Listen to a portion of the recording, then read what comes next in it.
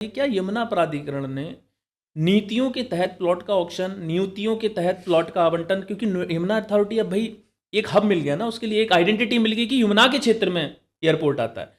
तो क्या नोएडा, ग्रेटर नोएडा की वजह से यमुना आने वाले समय में क्या सबसे ज़्यादा फाइनेंशियल यानी रेवेन्यू कमाने वाला अथॉरिटी बनेगा इन तीनों अथॉरिटी की अपेक्षा?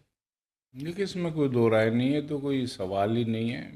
जी। सर्वविदित है कि यमुना में सबसे ज़्यादा मारामारी है इस वक्त इन्वेस्टर्स की। जी। अभी मैंने मुख्यमंत्री से हरियाणा टेक्सटाइल के लोगों को मिलवाया था, वी मैन एंटरप्रेन्योर्स को मिलवाया था, जी। जो हरियाणा दिल्ली की रहने वाली थी। जी। तो उन लोगों का कहना है कि हरियाणा से हम अपना सारा टेक्सटाइल इंडस्ट्रीज़ को जेवर में लगाना चाहते हैं। जी। महिला एंटरप्रेन्योर्स थी बहुत, जो नोएडा में भी काम करती हैं और दिल्ली रहती हैं। जी।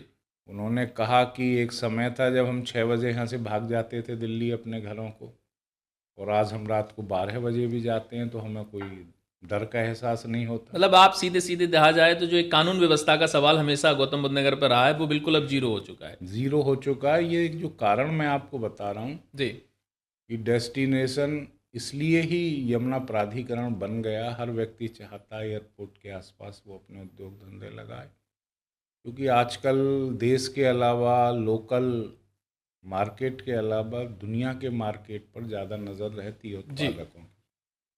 कैसे वो जल्दी कच्चा माल जो वहाँ से आना है, मान लो कि मोबाइल इंडस्ट्री हो, उसे कुछ पार्ट्स जी। बाहर से मंगाने हों, तो दिल्ली अगर वो उतरेगा तो पूरे दिन नो एंट्री वहाँ उसे मिलेगी, जी। और दूसरे दिन वो या रात को अपना आएगा, दूसरे दिन फैक्ट्री में आएगा। जी।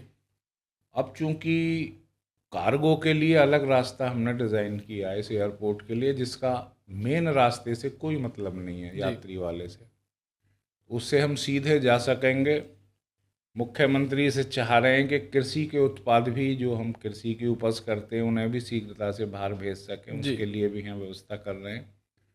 और हम पूरा एक लॉजिस्टिक हब डेवलप कर रहे हैं, जो डिस्ट्रिक्ट बुलंदशहर की तरफ चोला स्टेशन मैंने आपको बताया था, जी।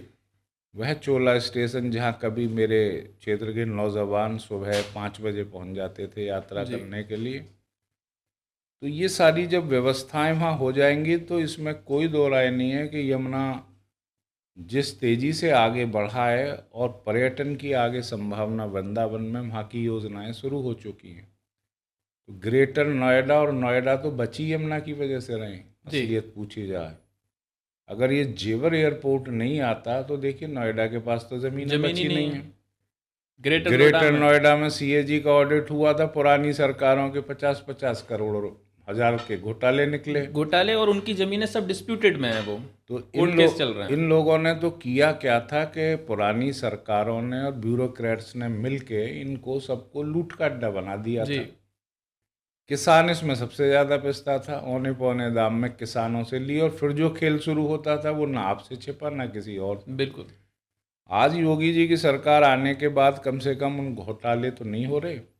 आज किसान से बात तो की जा रही है, उसको इसका हक मिल रहा है। अब जैसे एयरपोर्ट का मुआवजा बढ़ा, तो वही मुआवजा जेवर एयरपोर्ट का हम जिला बुलंदशहर के किसानों को देने जा रहे हैं। जी।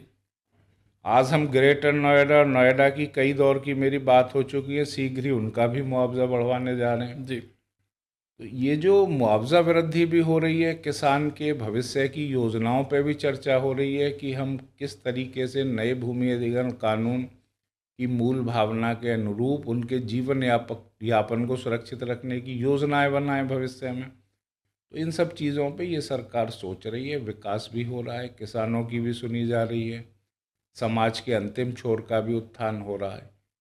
तो कुल मिलाकर यमुना प्राधिकरण आज इस प्रदेश में ही नहीं, मैं तो कहूँगा कि देश में पहली पसंद है निवेशकों की। और ज़मीनें भी अब काफ़ी कम हो गई हैं यमुना के पास, इसलिए उसे अपना दायरा भी बढ़ाना पड़ रहा है।